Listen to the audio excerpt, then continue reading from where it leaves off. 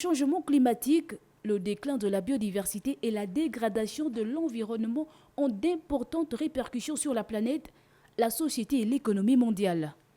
Comment alors faire pour limiter ces impacts écologiques? Tel était l'enjeu majeur de ce colloque sur l'ordre et le désordre de la biodiversité dans la société internationale qui aura permis de réfléchir sur des pistes de solutions. Je retiendrai entre autres 1.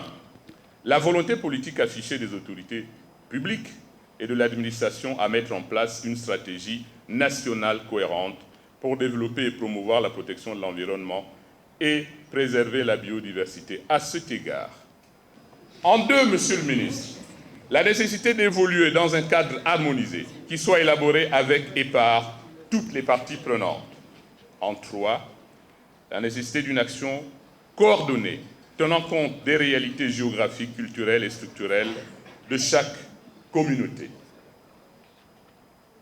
4, l'adaptation et la mise en place d'investissements structurants nécessaires pour protéger l'environnement, notamment la création des aires protégées, les politiques d'assainissement, de reboisement et de l'exploitation rationnelle des forêts, ainsi que les aires protégées. Enfin, la nécessité de créer une plateforme nationale pour chaque filière de la biodiversité, pour sa structuration et sa pérennisation, et bien entendu, mettre les jeunes au premier plan de toutes les politiques publiques qui concernent le climat, l'environnement, la biodiversité.